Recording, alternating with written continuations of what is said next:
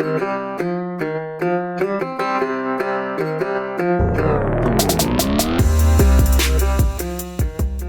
up, everybody? It's Dan from Binder Boneyard coming at you from the office. It is another cold February day. It is a Saturday. Doing a Saturday one to help catch up because I missed a couple weeks and just try to get back on track for all the subscribers and everyone donating on Patreon and all that stuff. I appreciate it. Doing something a little different. I got a live stream going right now with my Instagram subscribers, which not a ton of them, but just trying this out now. So maybe in the future it might become more of a thing. I appreciate all you guys. Thank you so much for following along and all that stuff. I just super grateful. These things don't produce themselves. So grateful for all the support and everything else. I'm going to jump right in here. Our topic today is going to be King of the Hammers. I go to a desert race. It's kind of a desert race / rock crawling event in central Southern California, about an hour outside of Barstow, California. And I don't compete. I don't race. I just go to spectate because there's a lot to do when you're not watching racing. The vendor section is gigantic. There's just so much to look at, all the technology and the race cars and sponsors and everything like that. Like it's just incredible to check out. So I like to go there, get ideas for builds. People always have different ideas of doing things, different ways of doing things, and it's nice to just see what other people are doing. And then I got a lot of friends I run into down there and do a lot of handshaking and catching up. Instagram followers that like to stop by and say hi, and people from Facebook and things like that. It's just kind of neat. So yeah, it's just one of those things where it's kind of my vacation, my one real vacation, because my work trips, they're kind of like vacations, but I still end up being international centric, whether it's going to a show or something like that. So, it's just nice to have a vacation. So we're going to back up a few weeks before I left. I needed to prep the Black Scout, my rock crawler, for that. And we'll back up even a little bit farther to last year's King of the Hammers. I was running stock Scout 2 rear end with 427s, an Ox locker, and chromoly shafts. And the front end was a Scout housing that someone else had done a spring over on, and I just tried to clean it up. Disc front, drum rear, that whole thing. I was still running a carburetor. I had tuned it pretty well. Added a lot of things that you add to make carburetors work well on the rocks and stuff. But it's still, on certain really steep angles, it would sputter and stumble and just wasn't the best. So, but I still managed to get quite a bit of wheeling in last year, enough so that I broke the axle housing out of the center section. The welds, the Rosetta welds that hold the tube into the cast iron diff center, the driver's side tube started to separate or pull out or twist out from the housing. So it started leaking a bunch of gear oil out of that seam there where the tube goes into the cast iron housing. So there was that. The carb wasn't doing very well. Had some electrical gremlins. Some of the lights didn't work. Stuff like that. So last year's trip was all right, but we came home with a to-do list. Well, I don't get paid to work on my own stuff, so of course it got backburnered. We pushed it out. I'll get to it next month. I'll get to it next month. Well, it ended up going all year pretty much. And then like November, I went out to check on the Scout and to try to bring it up to the shop and start on, prep for this year's. Well, the motor was locked up. And if you've seen pictures of it, it doesn't have a hood.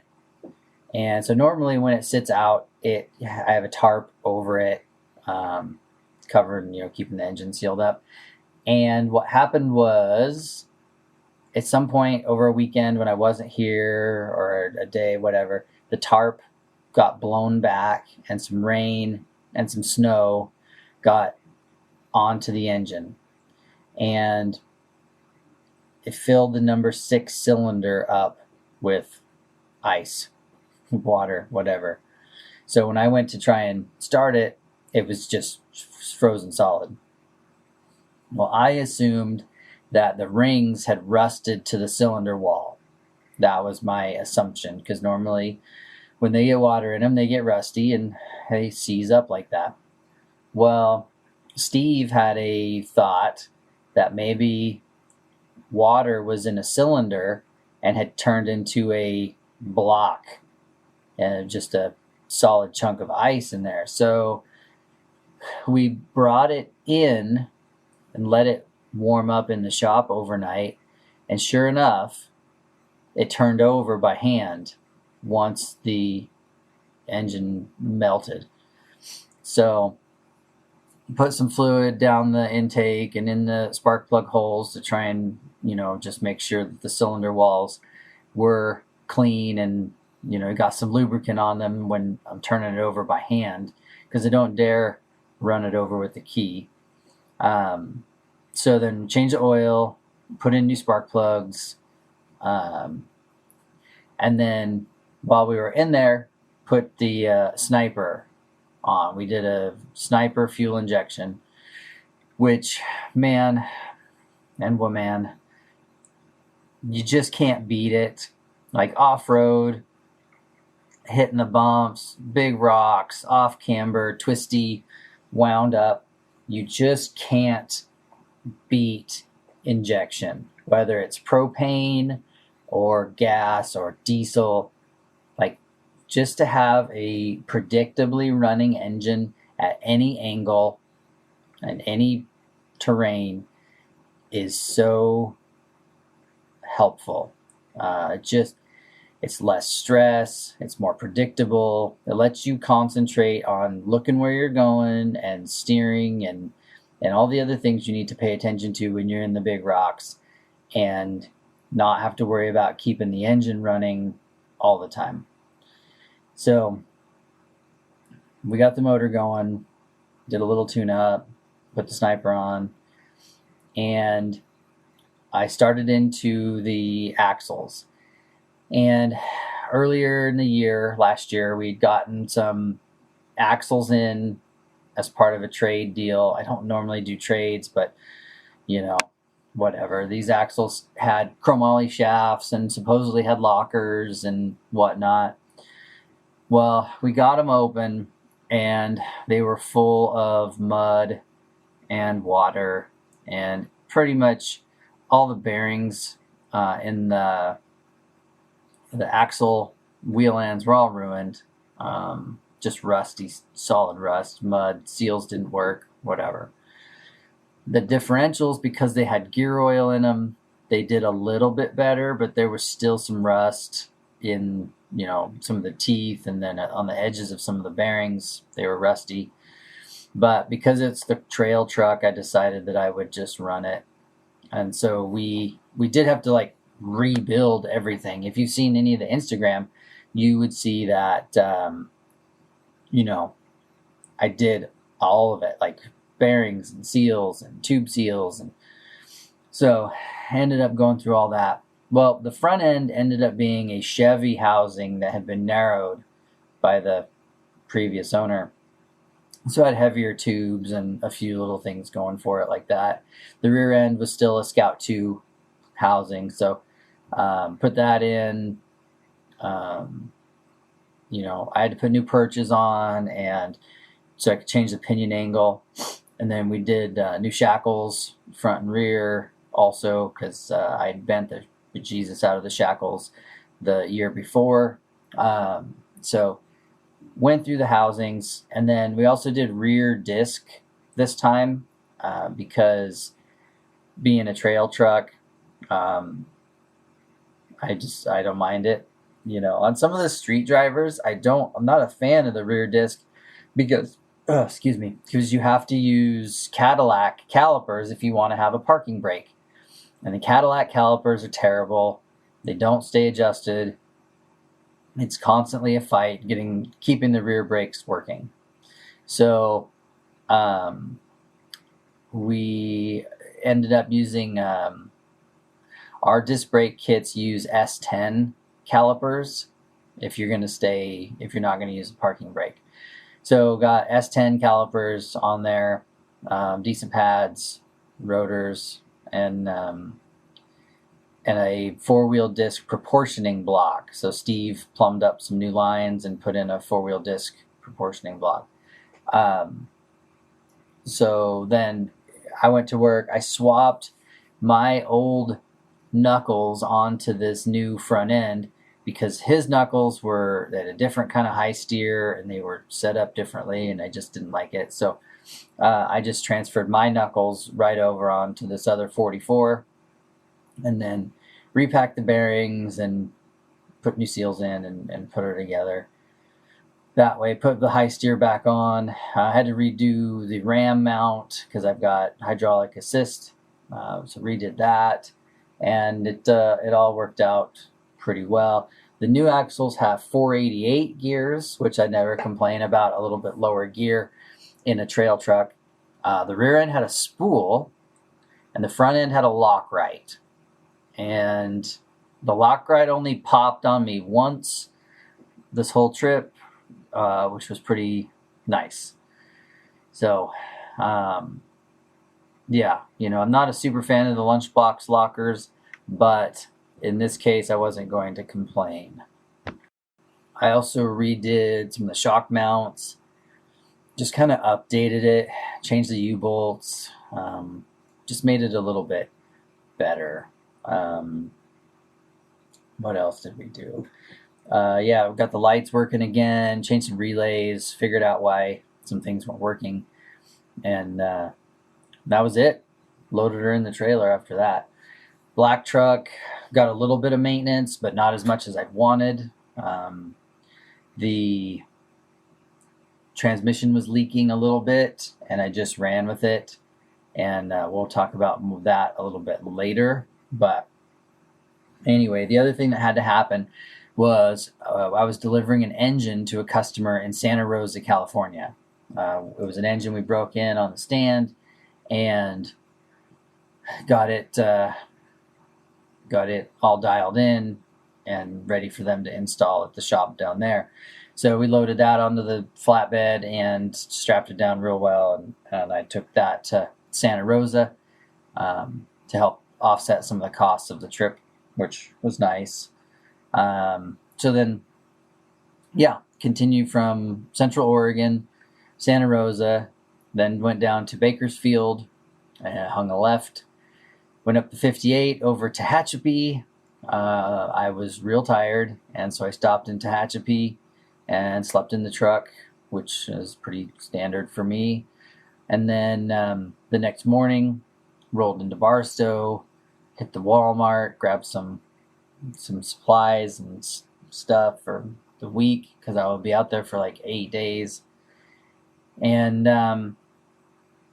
headed over the hill into Lucerne Valley and then down into Johnson Valley.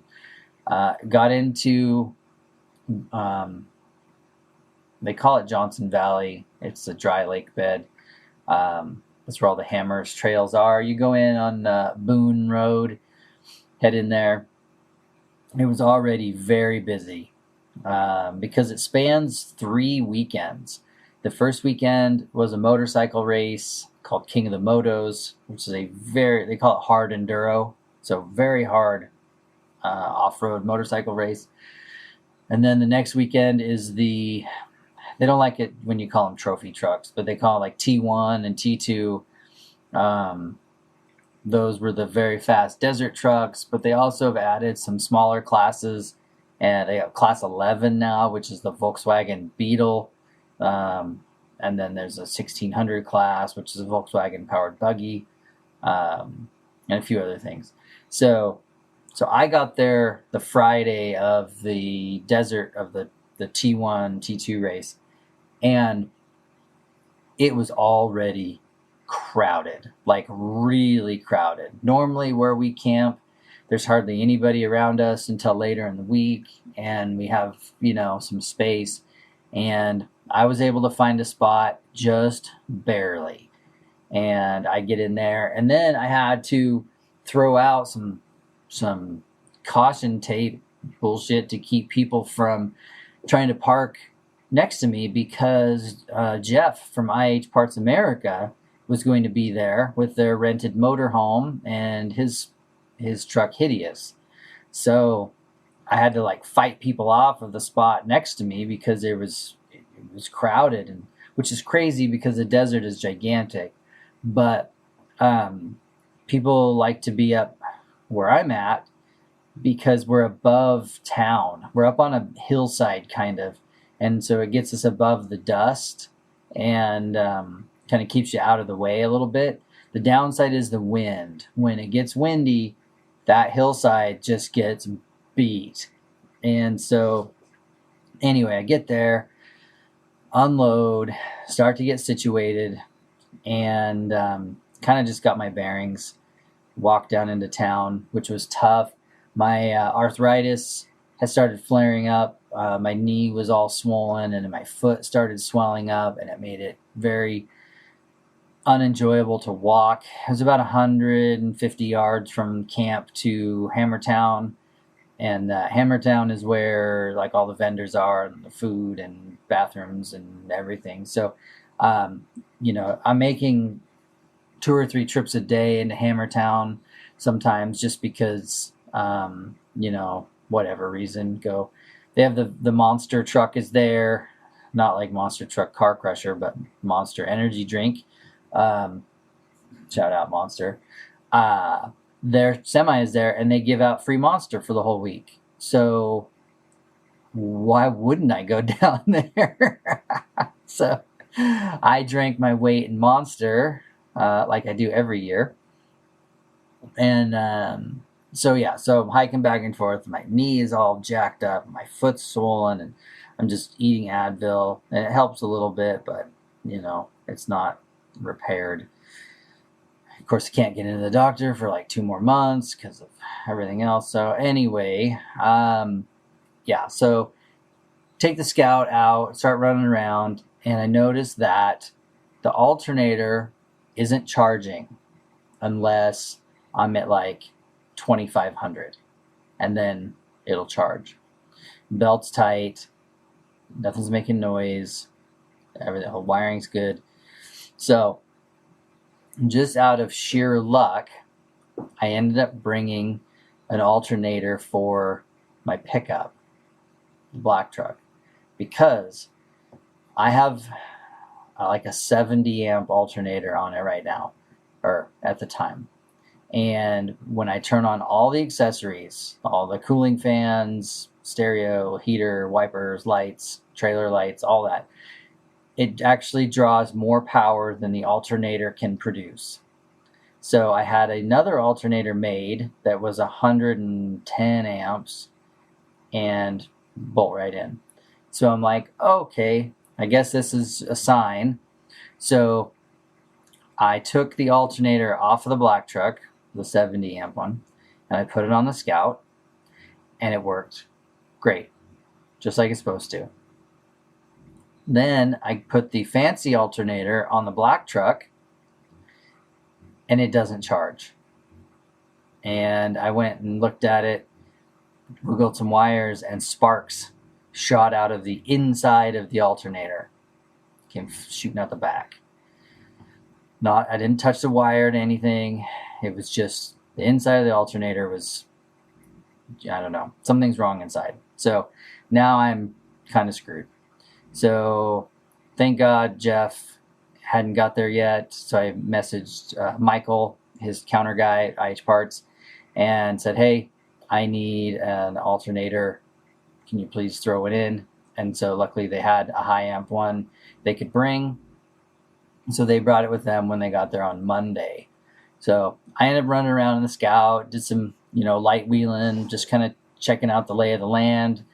They had changed the layout of Hammertown. They had changed kind of the entry gates around. So I was just getting my bearings, which is tough because if you've seen any of my videos, you can see it's like Thunderdome. Like it's just crazy Mad Max. Just everything's going nuts every which way. And yeah, so anyway, they showed up on Monday. You do all the hi, how are yous? Jeff ended up bringing a camera guy with him. So now we had kind of a agenda. Like we actually needed to go do stuff, whatnot. So they got settled in. We didn't go wheeling Monday. They went down in Hammertown, walked around, looked at stuff. And then Tuesday, we went and we wheeled Jackhammer, but looking on the map, it almost looked like Sledgehammer. I don't know, because these rock trails are not marked. They're not signed. There's no way of knowing where you are, really, unless you have some sort of GPS map and they're laid out on that. And even then, the GPS we had that supposedly had the map on it, it was very vague, and we weren't sure what trail we were on. All I know is that on that first day, we made it up to the mailbox, which they call that Sledgehammer mailbox, but it's the convergence of like 3 or 4 different trails right there. So we weren't exactly 100% sure where we were, but it was definitely one of the harder trails. Jeff had to winch up a section. He had to pull me through it because Jeff and I have the same wheelbase, and we both got hung up pretty much the same way. So while they were doing that, his camera guy was taking all the video for his sponsors and stuff like that. So there's some worn stuff and whatever. And then we made it up there, wheeled back around, hit the sand dunes, which Johnson Valley is crazy because there's like, you go from hard rocks to like huge sand dunes, and it's just nuts. So yeah. We just kind of covered some ground, went back to camp, had dinner, walked around Hammertown again. There's just so much to see. Every day was almost different. Like vendors were setting up, some vendors left, new vendors coming in, just different people. It's just crazy how it does that. And then, it just keeps getting bigger and bigger until Friday, the following week, when the Ultra 4 races happen. That's the big time. So, yeah, it was just crazy, the amount of stuff. So did some more wheeling. Jeff ended up breaking his frame on the front of Hideous between the steering box and the body mount. So luckily a neighbor camper had a welder and was able to weld him up. So, got that welded up. I didn't have any problems until Thursday.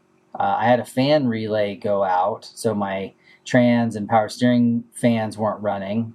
And then I broke my whip, my LED light up whip that I spent a bunch of money on, broke in half. So I'm like, what the crap is that all about? Because I spent good money on that. But, the sun is hard on that stuff and whatever. But yeah, so those are my casualties for the week, the alternator and the whip. But yeah, so overall it was a good trip coming home. So the transmission on the black truck started leaking more and more. Turns out I split the cooler open. I had one of those plate style stacked plate coolers, which are supposed to be more efficient and better. And well, it turns out that I just split one of the plates open, and so I was having to put a quart of ATF in every fuel stop. So the underside of the truck is just coated. The front of the trailer is coated. I was throwing check engine lights because the fluid pressure was off. Because instead of making the loop like it's supposed to, it's blowing out the crack. So the trans controller was throwing lights at me, telling me that I have a fluid pressure problem, which is what happens. So I was just putting in tons of ATF, and then going home was great, making good time. Roads are fine. It did take me 2 hours to get out of Hammertown from town to the highway, but other than that, it was fine. Oh, I forgot. I did stay in Barstow, and my friend Mark, he was staying there also. So we had dinner. That Quality Inn there in Barstow is pretty decent. I like to stay there, and they got good breakfast. Good, what do they call it? Continental breakfast, except more than that. So anyway, coming home and just losing fluid like crazy. And then at some point between Redding and Weed, California, my front crank seal went out. And when I pulled in to get fuel at Weed, I had oil just pouring out of the front cover. So I had lost like a quart of oil in 65 miles. So topped it off with oil, went from Weed to Klamath Falls, which is another like 70 miles. Checked the oil again, lost another quart. And then, of course, as soon as I left Klamath Falls, it started snowing. And I went all the way back from Klamath Falls to home in a terrible snowstorm. And it was slick, and I was sliding, and, the tires on the truck are 3/4 wore out, and it just was an adventure coming home. It took me longer to go from Klamath Falls to home than it did to take me to go from Bakersfield to Weed. This took forever to get home in the bad weather. And of course, I'm just hemorrhaging ATF and oil everywhere. And the underside of the black truck is just coated. Now I'm going to have to get the pressure washer out and blast it because I got to repair all that stuff. And the trans coolers, they're not just your, parts store 3/8 whatevers. The Allisons use 5/8 cooler line. So that's like 10 AN fittings on this thing. So finding the right parts was not an option on the road. So I just had to limp it.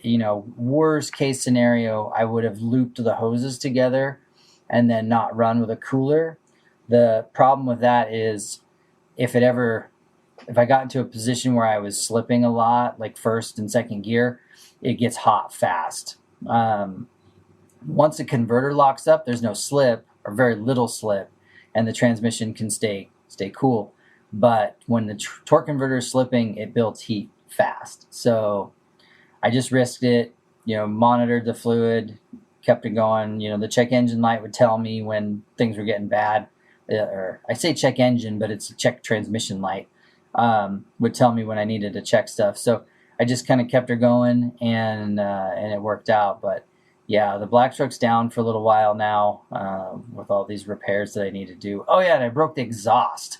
The section of flex pipe going from the down pipe off the turbo to the straight pipe under the truck also broke. So I had kind of a weird sound, and it was a little bit more obnoxious coming home. And, that was another thing. I don't know if it did that in the desert because of the rough terrain coming out of there towing, or if it did that just on the road. California highways are rougher than shit. They're not Indiana rough, but they're fairly rough.